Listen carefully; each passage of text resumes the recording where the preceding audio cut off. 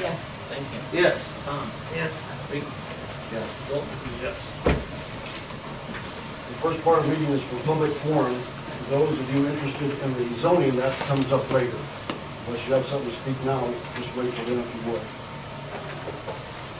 Consent agenda, any additions or corrections? Nope, everything's in order. Motion to approve, second, Second. roll call. Walton. Yes. Muller. Yes. Stankin. Yes. Tom. Yes. Reed. Yes. Okay, before I open the public hearing, just anybody who would like to speak, kind of raise your hand so we can get everybody up there when they want to talk. Please go to the microphone so we can hear you.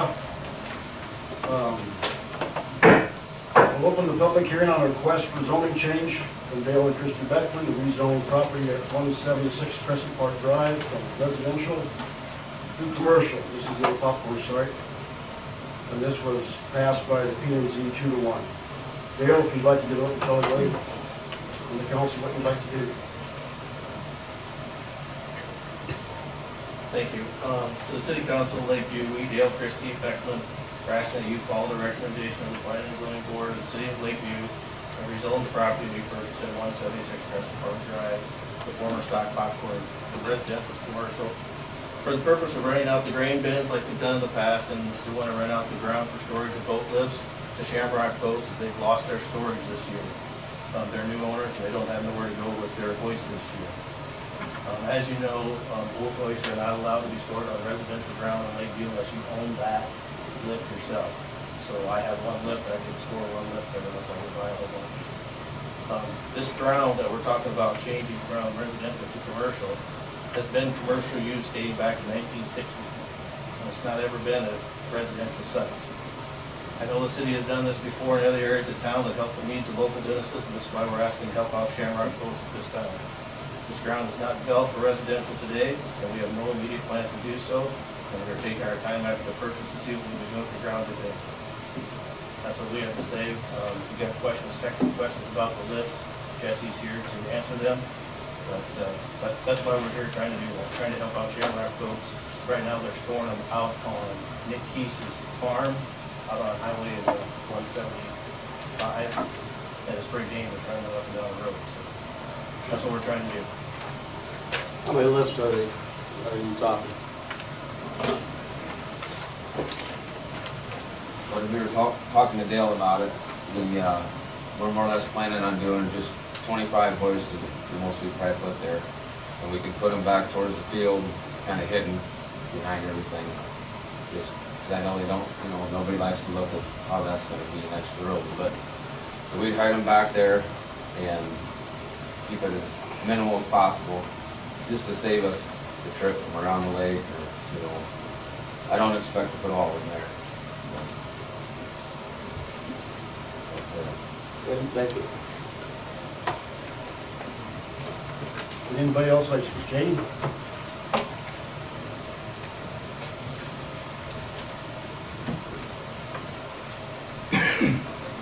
Jane Kroll, and I am representing 27 people that I have on the petition. I have additional people who signed the petition. I believe you have a copy of the first page. I have an additional 5 people who have signed the petition. The accompanying petition is signed by concerned Lakeview property owners who are against changing the zoning on the 176 Crescent Park Drive property. To paraphrase the auctioneer the day of the sale, it was announced that the site is zoned residential and would remain residential zone. The property was sold as residential. It should stay residential. I don't think we need another eyesore of boat and lift storage. Store it out in the country. Thank you, Jay. We need a motion from the council to accept that letter. Well, I guess there is no motion, but I just read it. Yeah. We need to put it into the record. Oh, okay. if I would just want to acknowledge, I guess we've received that. You can give me that the second sheet. Yeah. Second sheet. And then I also need to acknowledge some written comments, and the city council has all these. We've received written comments from Carla Barnabas Carney and Carlene Barnabas Nuss. There's a written statement there. The next page is actually the handwritten stuff on top of the page comes from Dennis and Angela Heminger, again in opposition of the proposed rezoning. Wrote in a couple names at the bottom of this page also. You'll see Joanne Peters and then also Harley Moan. And I've heard from both of those people with verbal comments, and both of those were against the proposed rezoning. And the rest of the packet then is the submission of that petition.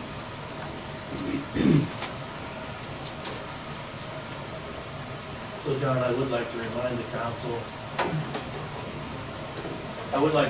council that this was used for storing boat hoist at one time in the past.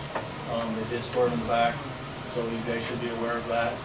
And, you know, the other option isn't gonna be out in the country, it's gonna be on somebody's homeowner's ground around the lake, because they ain't gonna have nowhere to go with this hoist. So you might wanna take that into consideration, how many hoists are gonna be around the lake for everybody to see, like, drive it. Anyone else have a picture?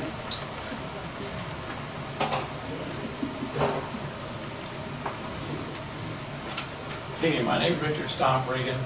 I'll make a couple of comments. I agree with Mr. Beckman that this property's been used as commercial for more years than Moses has been alive. And does that make it correct today to change it back to that? I'm just asking the council to seriously consider if that's the right move or not. Every meeting I've been to at the city, I hear everybody say over and over and over and over again that we need a place to build houses, we need a place to build residences. This piece of R3 property is a prime piece to build residential units on. Be they duplexes, be they apartments, be they single owner homes, whatever they are. You got 3+ acres up there. You can do a lot with that.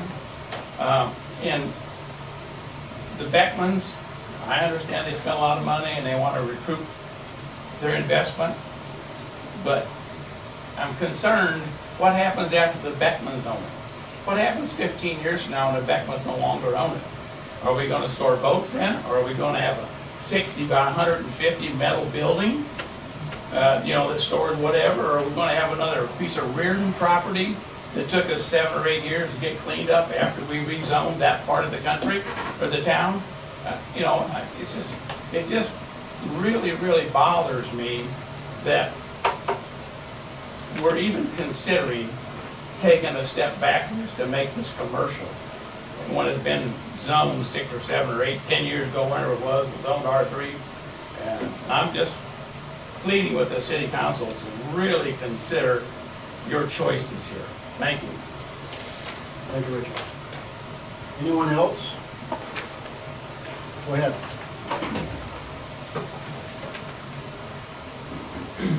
Joanne Peters. I did talk to Scott earlier. I am against this project. I guess I didn't know for sure what they were doing with it, but we already have one person or one commercial property that does the boat lifts. I don't think we need one right where we're going to see it every day. What's the traffic going to be like? Traffic is already pretty bad right there. What's he going to do with the rest of the property? Plus, if we turn it commercial, really, to me, it's been used agricultural, not commercial.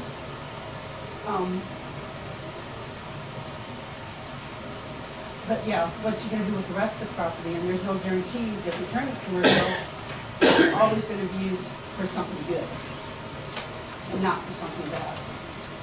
And the guy before said, we need residential, we need houses, we need things that to be residential instead of going commercial or agriculture.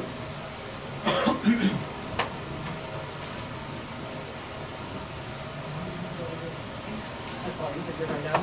Thank you. Thank you.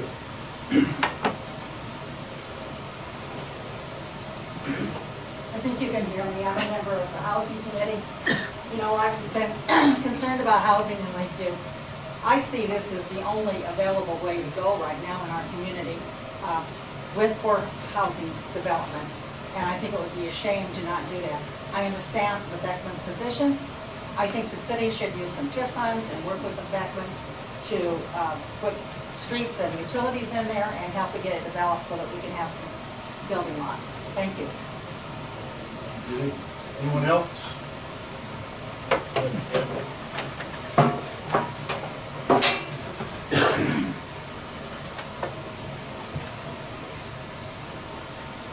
Ed Roner. I've had the opportunity to visit with Dale. We've talked about what he might possibly do there. And I don't have any doubts that Dale and Chrissy are looking at this for the betterment for all. The boat lifts sitting back there on the backside, you know, out of sight, doesn't really bother me that much. But I'm in the same kind of thought of once they don't have it anymore. Well, I probably won't be around. But what's the next person going to do with it if it is zoned to be commercial property? That would be my biggest concern. I'm not concerned about what Dale and Christie are gonna do with it, but I'm thinking down the road like the others are saying. And, you know, one of the things that Dale had mentioned was assisted living. That would be an outstanding option if that were able to go. So, like I say, I've got no problems with what they're planning to do. It's down the road, so. Thanks, Ed. Anyone else? I'd just like to say something since I've sat in on the housing committee too. You know, Dale and Christie, I realize that you bought this property and you have a lot of money invested, and I truly do understand that. And I think residents should be allowed to develop their property and to recoup their money. But we do really need this housing, like Judy said, and we're kind of in the infancy steps, like I told you the other day, of trying to come up with some programs in that. And that's why the planning and zoning a while back looked at all of this and said, where could we put, you know, multifamily, where could we do this? That was one of the locations that was identified. You know, could the city afford to go and buy it? No, or probably wouldn't have met with much community support. But I will say to you that I cannot support boat lifts and turning it to commercial because of the boat lifts, the traffic. You could put a shed up, whatever you could do. But I will tell you that I believe that the city would be willing to help you with housing, with infrastructure. You know, there's grants we've been looking at, there's Region 12 we've been working with to get you all the resources that you need so that we're not just leaving you high and dry and saying, no, we're not gonna do this. That's my position. And I appreciate your comments, Vicki, but me and Ed Roner and the rest of us people that live there's certain types of housing I would not want on me. And some of them is what you're talking about. I do not want that money. That's part of the reason why we bought that, to have a little control over our neighborhood, if that makes sense. So I don't want a certain street in town that we already have behind my house. I know where you're coming from.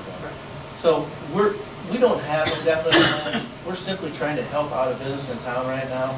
The other day, a comment was made at the planning and zoning meeting that, yeah, they store boat lifts there, now they're gonna put up a building and start storing boats there. Well, does the city of Lakeview not want more businesses in town either? What if I come to the city council or the zoning and said, you know, the clinic would like to have a new place to have a clinic in town. Perfect ground to have a clinic, plenty of parking, not bother anybody. What do you get a clinic? Are you gonna tell me no to any commercial business there? I mean, that's, before you answer that, think about that. Because some of these same comments that I'm hearing here tonight were the same comments I heard about the ground down on Irwin Street that got rezoned from residential to industrial, not commercial, industrial. So we're asking for commercial so they can simply store boat lifts right now. And I don't care if you want to put a 2-year time limit on it. I'm trying to help these guys have a place to go with boat lifts. It's pretty simple. I've been up there with a skid loader moving dirt, trying to level it off. Randy Scholley's storing dirt up there for his house project right now. We don't have nowhere in town for a business to go either. So are you looking for more people to move to town with no place to work?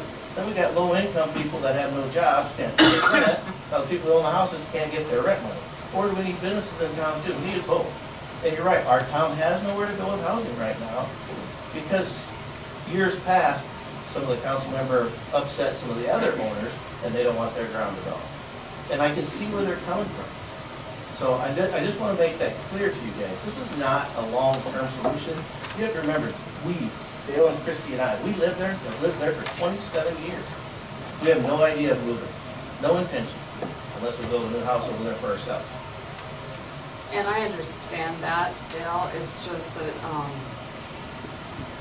you know, if we could say to you, well, yeah, we're gonna keep it residential and we're gonna let you do this, because, you know, we can't, you know, so. And this ground had been used for commercial for 60 years, 58 years, since 1960.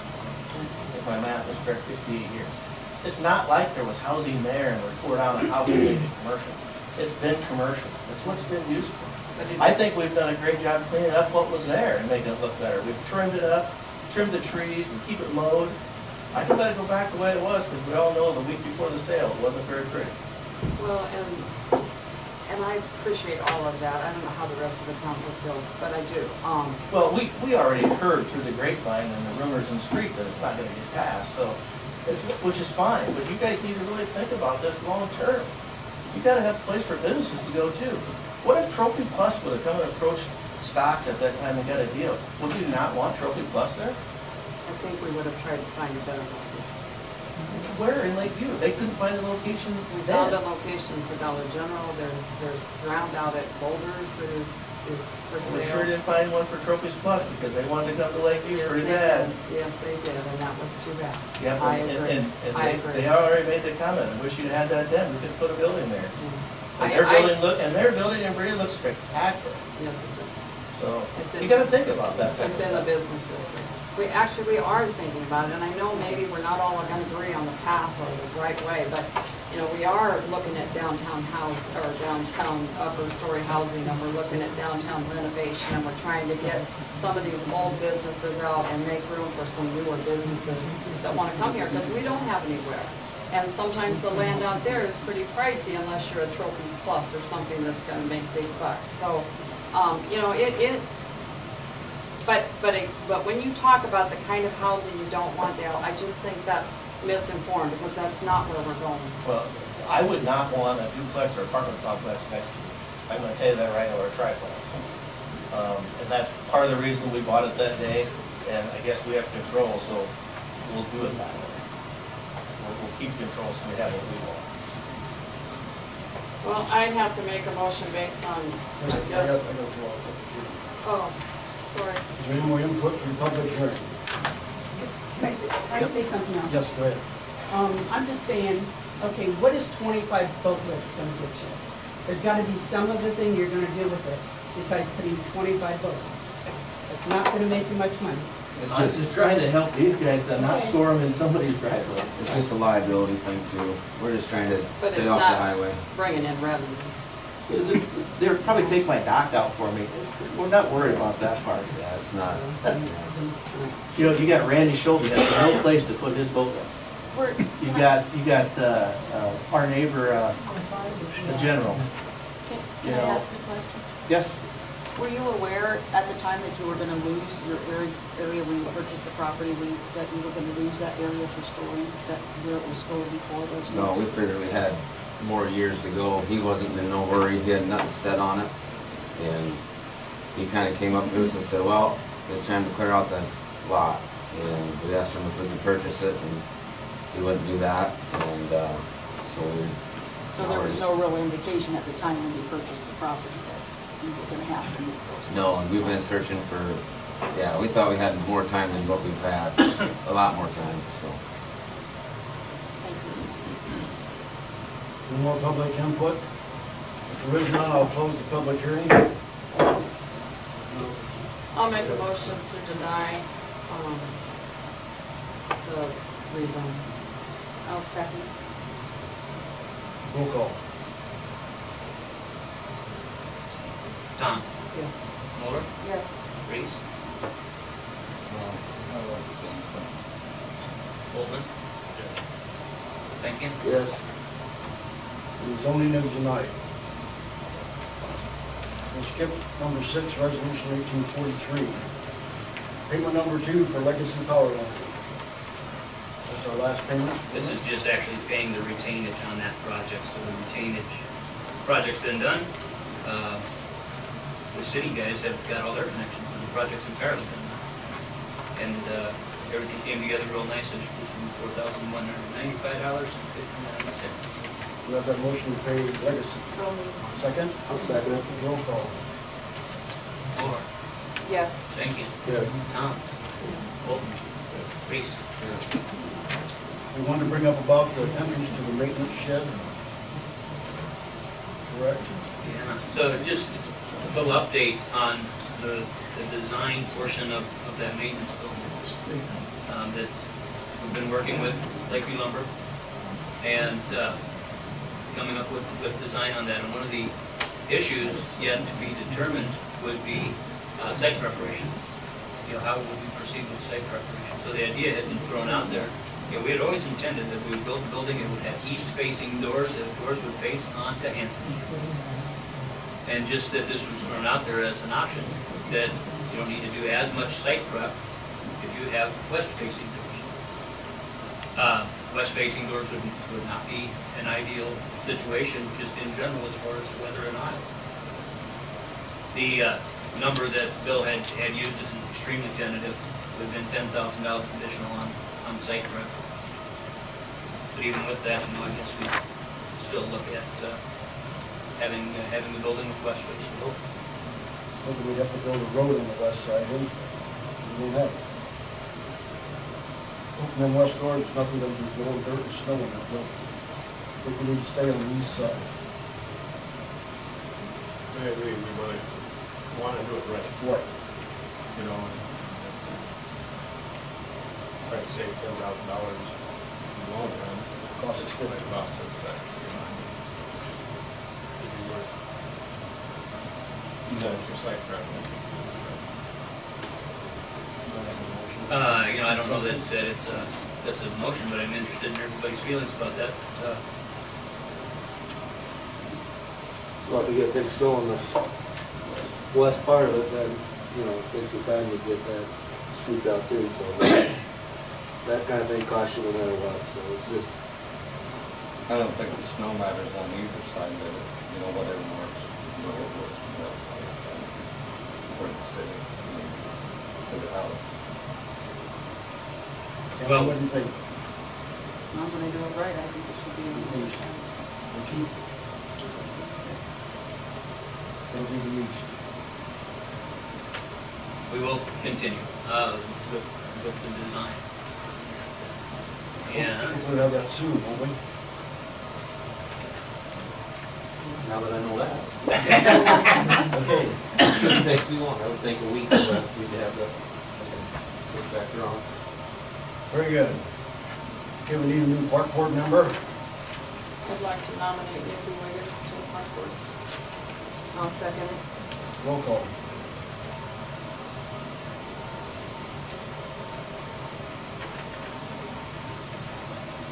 okay, Tom, Yes. Laura, Yes.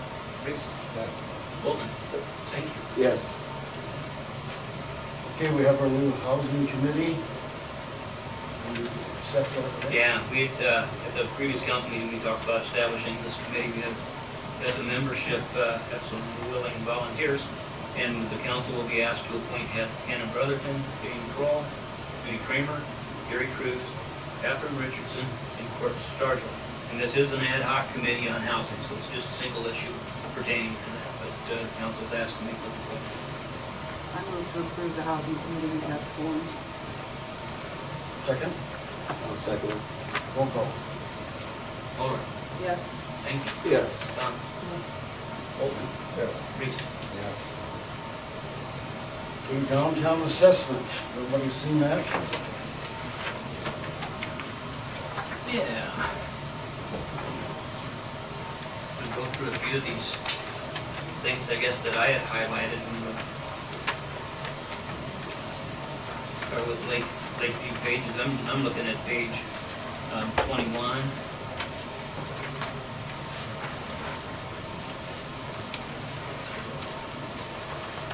Good, lots of nice comments to say about Lakeview, and had several suggestions then about things that could be done to improve our downtown. And a couple of those bullet points there on page 21, they deal with playing up those gateway entrances to the downtown. But another one that was talked about a lot was that second bullet, about updating signage. And many different types of signs that you could use, and you see that in the picture there, that the signs that they might recommend might not hardly be signs anymore. A lot of them are vinyl window decals. You can do pictures, you can do fun stuff like that. But that was one of the big recommendations out of this was to address downtown signage. With that, store hours needed to be more prominently displayed, and generally they weren't displayed on a lot of the downtown businesses. Top of page 22 had, this was kind of their highlight idea about how an improvement that we could really make to the downtown area, kind of immediately, and deals with Kathy's Corner. And making a decorative fence that would screen off the dumpster area there to the north of Kathy's. But you see the design, and for the crowd, the design is actually like ice cream cones and a hamburger, or some different type of catchy design about what a fence might be that could screen off the view of that. So that was a nice way that they could incorporate some public art, and then they'd also suggest maybe like a harvest table. Another big thing that was mentioned, and that they had personal experience with this, was about their ability to use credit or debit cards here in town. And they really spoke of the need for especially our retail establishments to accept debit and credit cards, and I guess a lot of them don't. So that was one thing that was highlighted as a need. That next bullet talks largely about the improving the view of some of the less attractive areas, like screening the rear of buildings or garbage areas or alleys. We need to do some thinking about what could be done then to really improve the visual appearance of that. Bottom of the page talks about our events, and talks a little bit about marketing our events as far as continuing to use social media, and they would say consider using Instagram, and we have that set up now. That's the one we have, right? Instagram? Yes, we have Instagram. Okay. And Facebook. Continuing to plan events to be held downtown. So they spoke of this Meet Me on Main event, and would look at doing some more similar events like that, just with the hope of encouraging people to get downtown. Their last couple bullets there, one deals with adding a winter event, and they just wanted to bring this up again. The Hometown Pride Committee had talked a lot more about the idea of having skating rinks somewhere. They haven't taken any action on that. I guess just know that that's something that they've been talking about. And you flip to the next page. We're talking about enhancements to Market Square, or the farmers market area. And there's some things that can be done there that would make it a more dynamic area, and it wouldn't necessarily cost a lot of money, like painting the picnic tables blue or something like that. Engages those picnic tables there and makes them more in line with the theme of the community. Providing some shade trees, and again, this is another one of the concepts that the Hometown Pride Committee been tossing around about improvements to the Market Square area. As far as stuff like having an audio system there that would be able to play music, and it sounds like we're getting that addressed. So. You see the middle picture there of Market Square, and on the left is what it looks like, and then you see this is an idea about putting what they called contextual fun art on the green elevator, so it's a fish riding a bicycle. A little different idea, but you can look at that as a big canvas there that you can really do something to make the aesthetics of the area a lot better. last thing that's talked about there is housing. They had a couple bullet points there about gathering that information through the countywide housing study and identifying areas of concern, and then really researching the second floor opportunities for downtown living. And that's been identified by our housing committee as one of their 3 goals. So don't we have a program for downtown for, like when we want to put canopies up or? Yeah, I tell you, we have that revolving loan fund for facade improvements. And that would, the city could make a loan out to the business of up to $5,000 at 0.5%. I think it can fund up to 2/3 of the project, but these are for facade improvements. So it's been used for like awnings, and that type of stuff. You can use it for other types of improvements, largely to the front of the building. So that's the biggest program that we would have is $5,000 in a revolving loan fund. And we've had that for years, it's been utilized twice. The other program that I think we technically still have on the books is that the city would kick in $50 towards a business who's doing their sign. And that's, we have not utilized that for a while. That would be something in particular I think we'll take a look at. Is that just a local? Yeah. So that's something that we want to approach one of these businesses and say, you know, we can help you out, this is the, with that, you take a little bit of forward on some of this stuff or that? Maybe, because I guess when you get down to it, there's a couple other things that were there for some other suggestions, but here's what I'm gonna end up suggesting that we, maybe an action plan that we can implement, is that we really want to deal with all of the downtown business owners and the property owners downtown. So we'd provide this study to all of them and give them a chance to review that, but I'd also like to survey all those downtown business owners and property owners about their needs, and then the way that the city might be able to assist. Whether it's the city, whether it's a community club, whether it's an economic development group, anything like that, in ways that the city could help to maybe address some of these things that were noted in the study.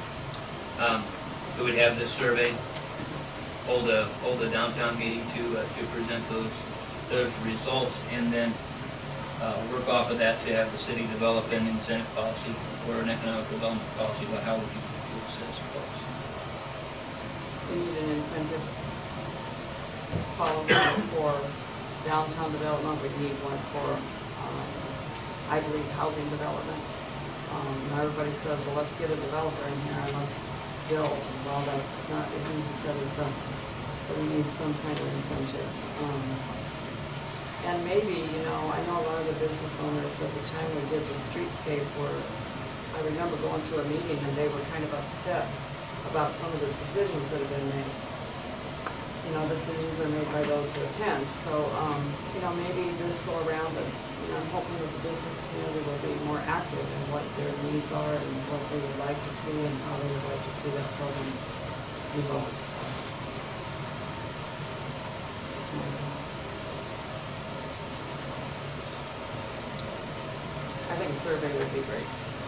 I do think it's probably a pretty good way to start. We have not done that for many years. Probably time. So was that assessment beneficial or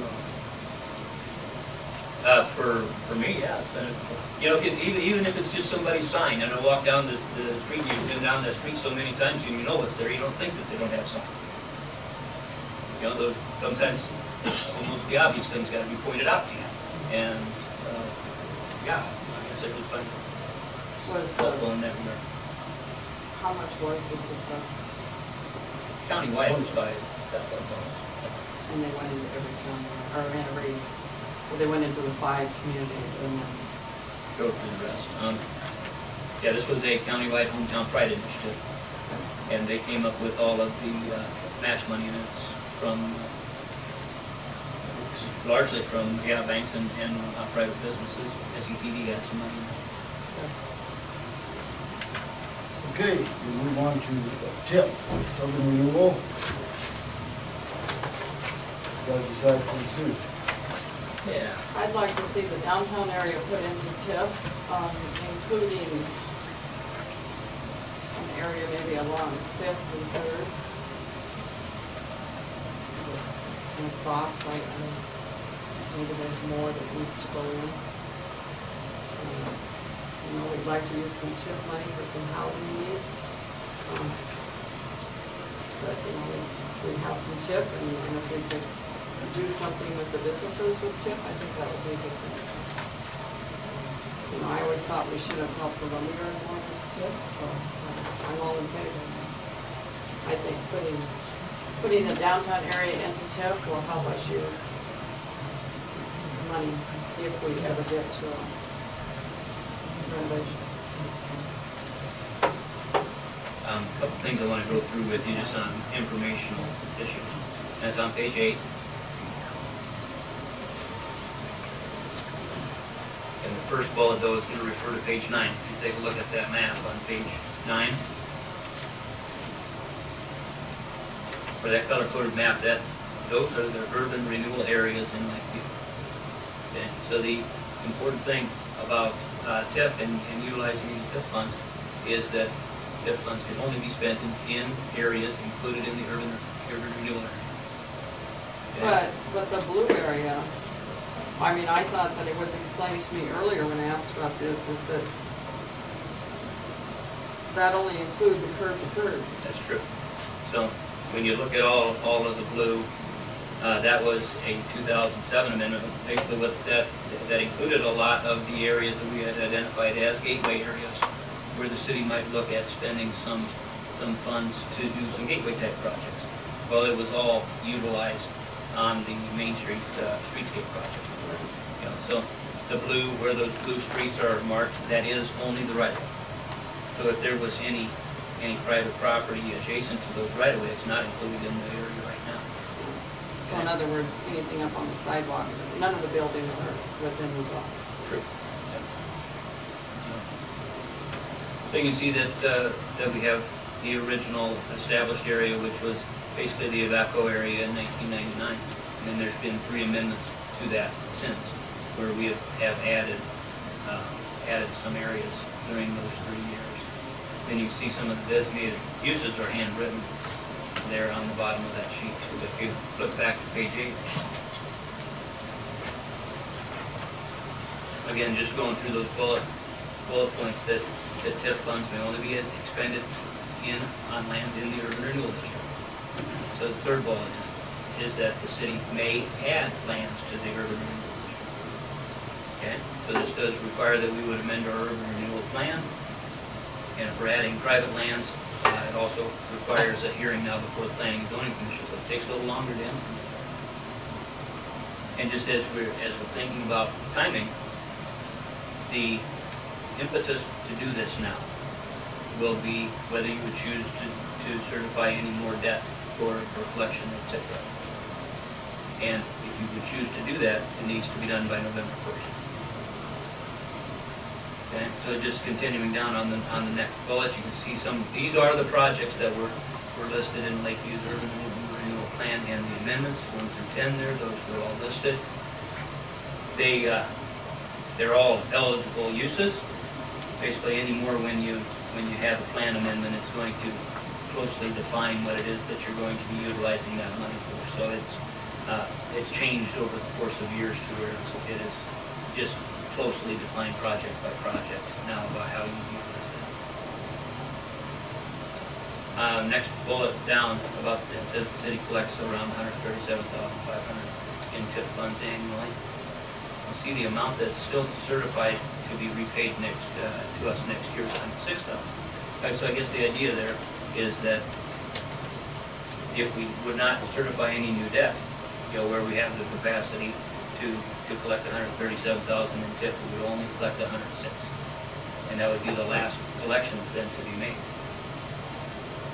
Just the next bullet down talks about last year that Lakeview can collect TIF revenues off the Evaco property is 2021. So really, what this does is only adds one more year to the to the potential collections of tobacco property. There's a 20-year statutory limit on industrial tips, and that will be over. We still would have some time left on the Boulders property. That's hotel and the restaurant are included there, and that's through 30. If you want to look at issuing some new debt for next year, which would be issuing that by the 1st of November than this year, the maximum amount would be around $165,000. To get down to the bottom of the page, those are the couple questions that I would look to the council about is, would you look at adding potential areas to an urban renewal zone? And then what are the potential uses of funds? And those are the potential type of projects then on the list.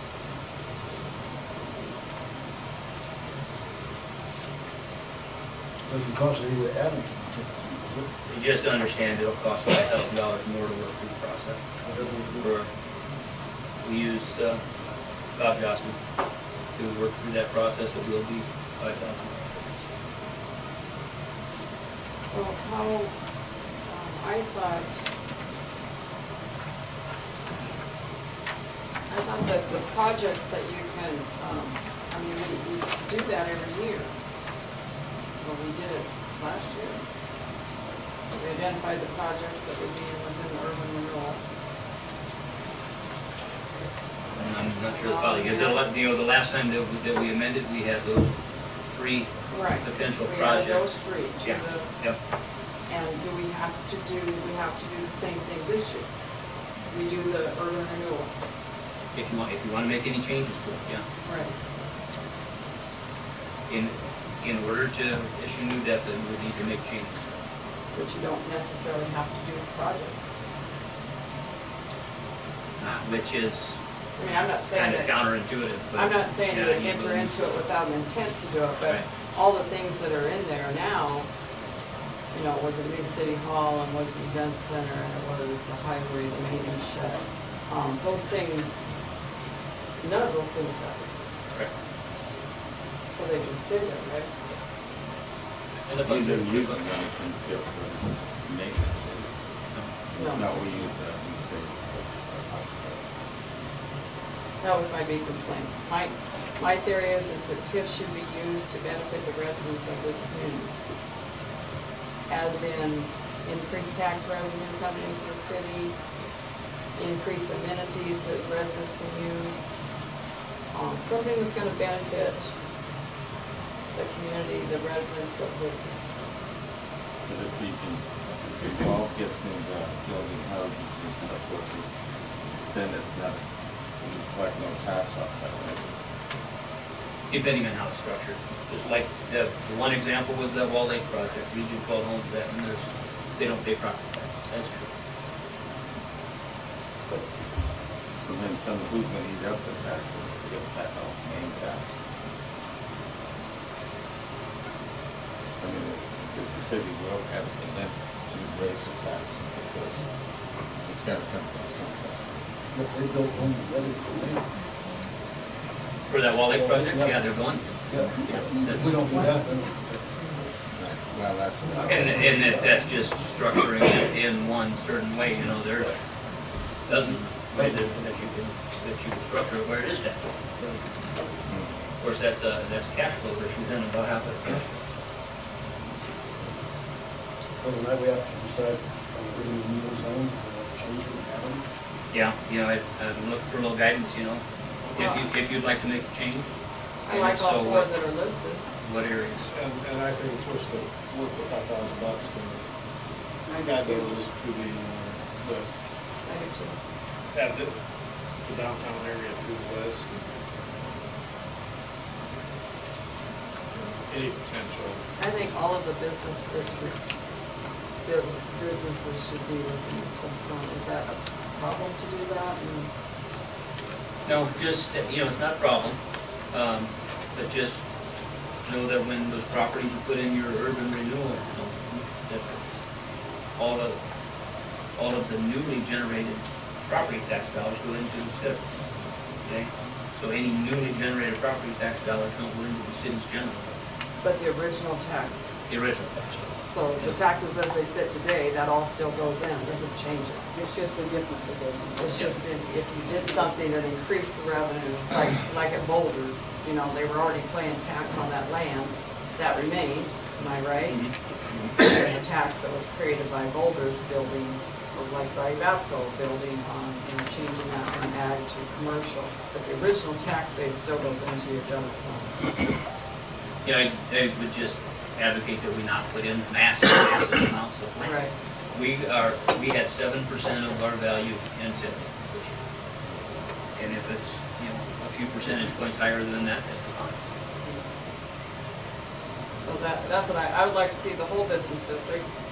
And I'd like to see the 4 that you have listed.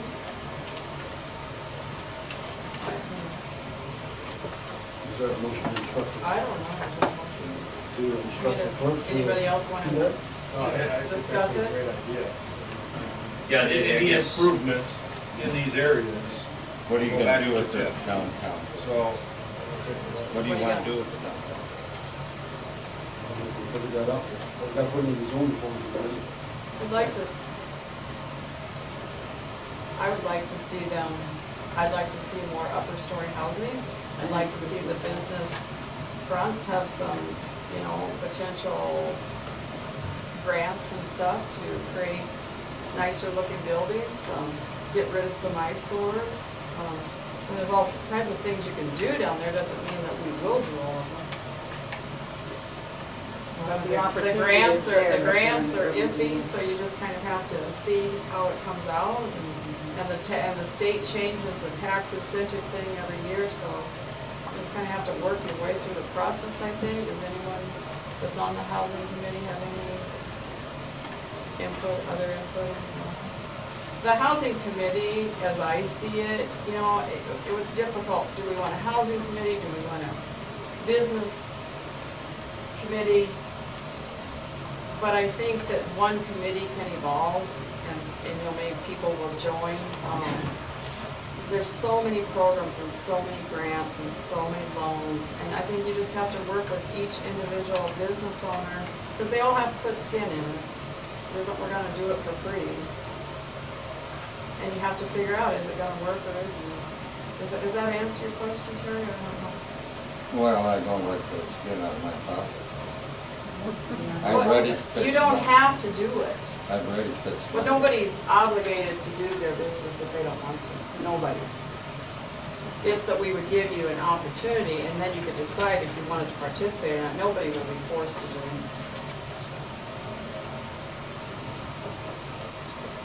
Okay, start the process. I guess as we look at this amendment, so there are the two parts to it, the areas and then also the potential TIF projects, bottom of the page there. And, you know, I'm interested in your thoughts on those, because otherwise we would look to incorporate similar language to that is very broad as far as the types of projects. And then at some point we gotta really narrow them down and be very project specific.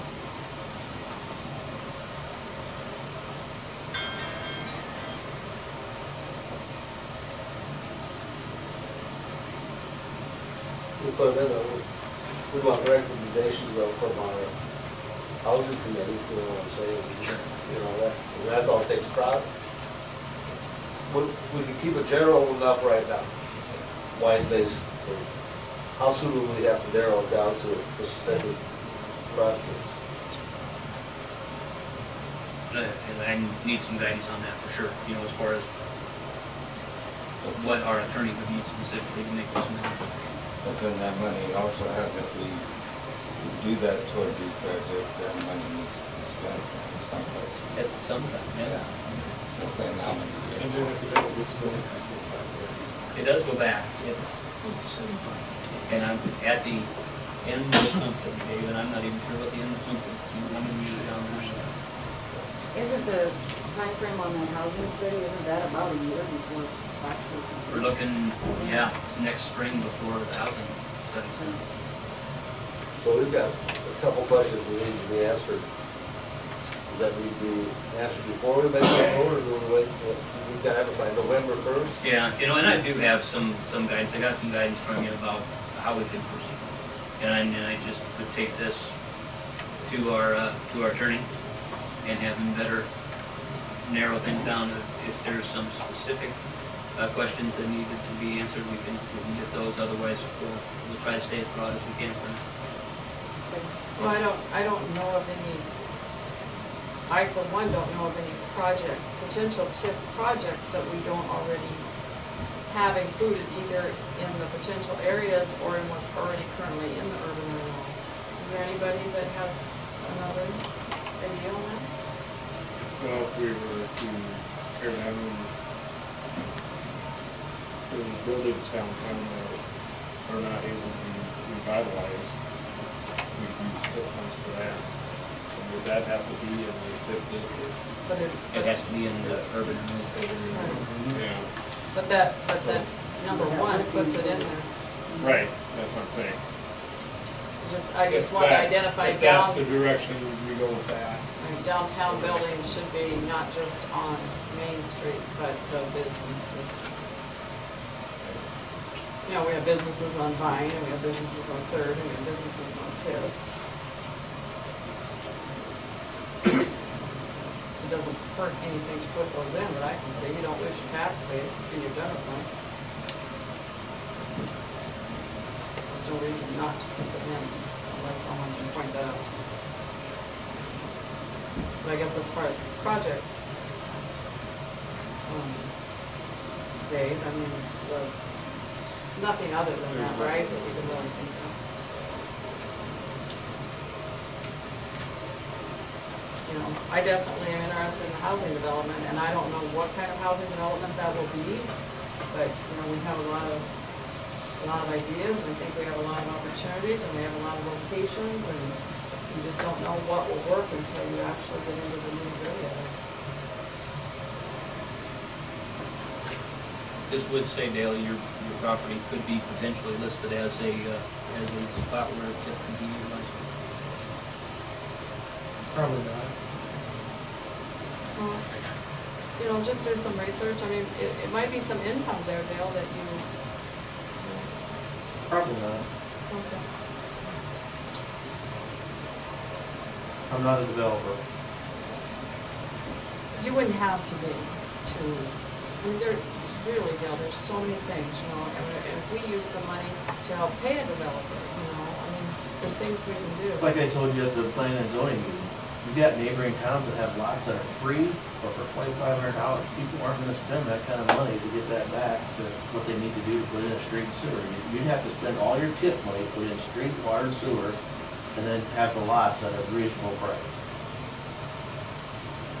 And when I say reasonable price, Scott mentioned 30,000 to me the one day, and we've got lots in town that can't bring 20. But we've had. In a new developed area. But we've had other lots in town that have brought 50. And where they're located. It's location.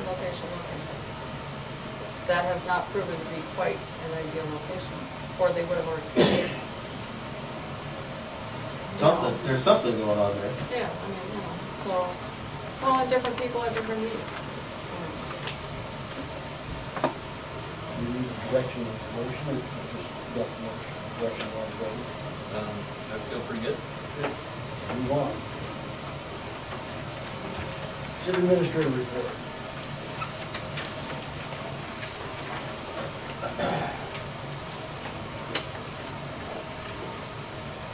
I would tell you that we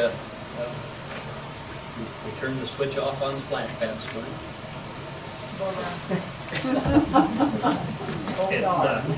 Anyway, it was a good season, so, but we will run that from Memorial Day weekend to Labor Day weekend, so it was turned off, and the company is coming on Thursday morning then to walk us through winter rest. I just wanna make Out to sea. a comment. I live across from the park, so I kind of have a bird's eye view. And this year especially, you know, when they did the playground renovation, it increased the use of the park, I would guess you 35–40%. That splash pad has increased the use of that park, I would say 75%. It is huge, and what I see when I look over there are people having so much fun and vibrant, lively community. And I think whether it's the splash pad or what it is that has brought more people to town this year, I believe that there are a lot more people that were in town this summer, camping, boating, doing whatever. I was over in another neighboring town the other evening, because I hear the green space thing every once in a while, and I agree, there should be enough green space that you can have a ball game, you can have picnics, you can have Easter egg hunts, you can have whatever. But I looked at this park in this other town, and it's all this green space, and it looked really nice, and there was nobody there. Nobody at that park. So, you know, is a park something that's gonna bring revenue into the, I mean, I'm here to tell you that people in that park have to be spending money somewhere now. They have to be. So anyway, it's just my observation.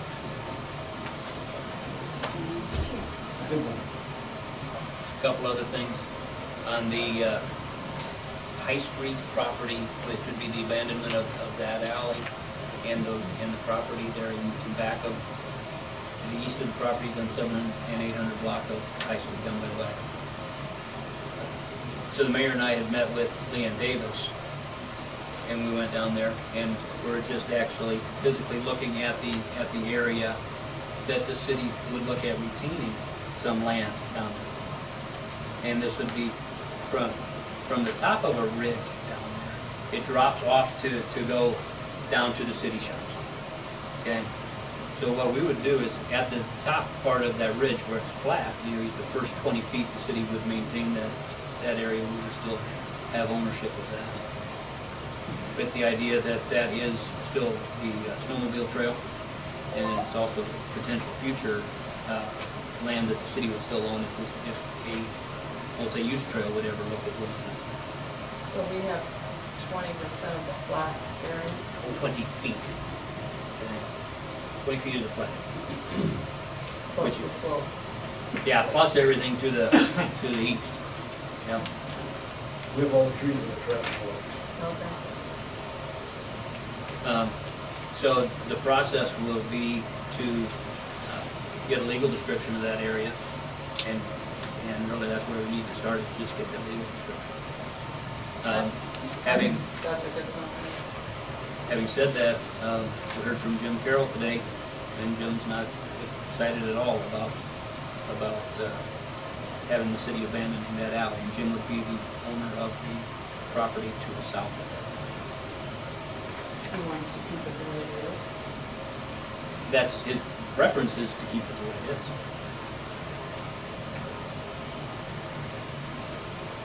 And he's the only property owner that has horseback in it? Well, of course, all the other ones were figured.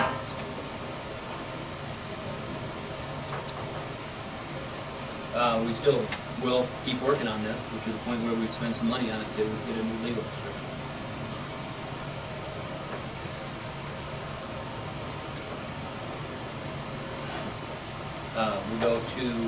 We have a court date on Thursday, and this deals with the Raritan case. And the city has filed a nuisance case against them, and that's the case that goes on Thursday. The Raritans are still working on this partition or separation action amongst themselves, so the two of those cases still work together. But we need to have some action on the city's case first, because our case is on the 6th and theirs is like on the 10th. So we will be undertaking that on Thursday. If anybody wants to go along, they're welcome to ride along. Last thing I wanted to point out to the council is this letter from Caliber.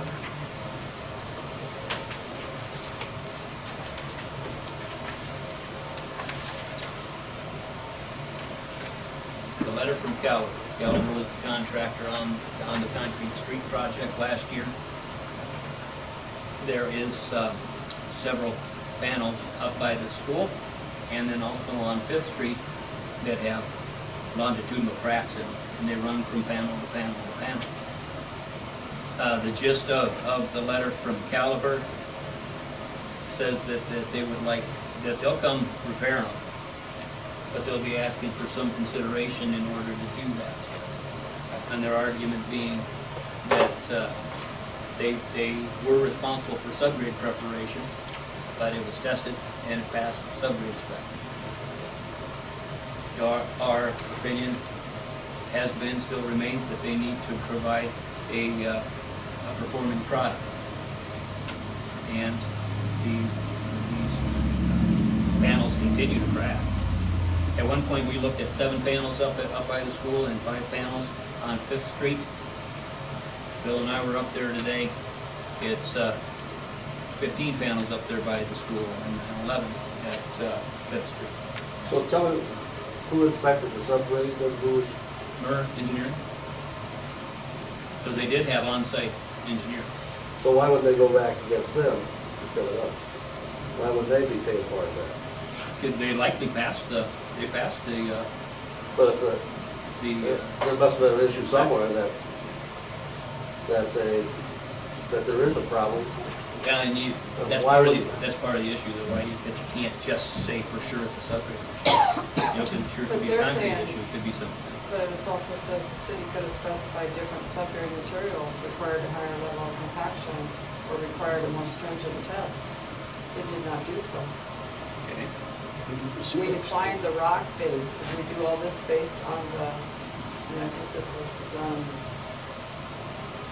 prior. When was this? I know when the work was done, but when was this The initial? plans were formulated in 15 and 16. 2015 and 16. So was that because of MERS? MERS, Are they the reason that we didn't require any of these things I mentioned? you know, because they spec'd out a plan where you would pour out a subbase and lay compacted rock. Okay? MERS did? Yeah, and, you know, they just added extra cost to the project, we declined it. We declined it. Maybe that wasn't such a great thing. Now, we will continue to work with Caliber, and I still hold the opinion that they gotta provide a performing product. Now, even within those cracks on 7th Street versus 5th Street, they're different. And the one up at 7th Street are much more concerning, because you're getting some vertical separation on them, as in one slab dropping out. Okay, and Is that up by Bill's?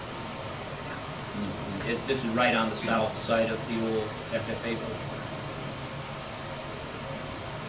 So anyway, we'll continue to work with them. How much will the city end up at? Or they have? You know,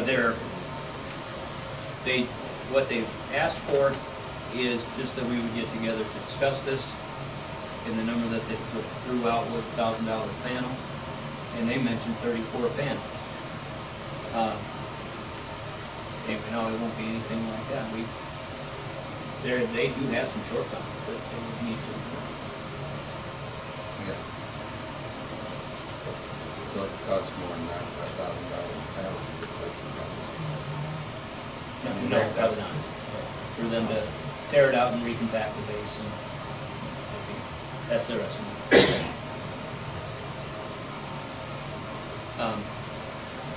Anyway, so I guess just know that I got this, and they obviously had it prepared to go, but I think I got that in response to the fact that I asked them to do some more work for us.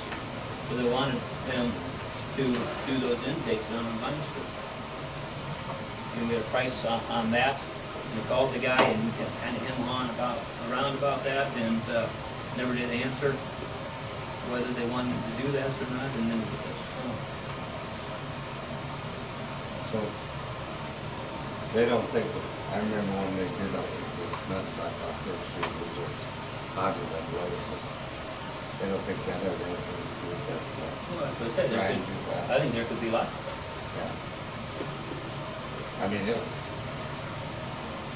But who- very hot. So who can identify what issues we have that are up for, I would have, I don't know that they can come back and say, you know, the cracking was caused by this, so if they would say.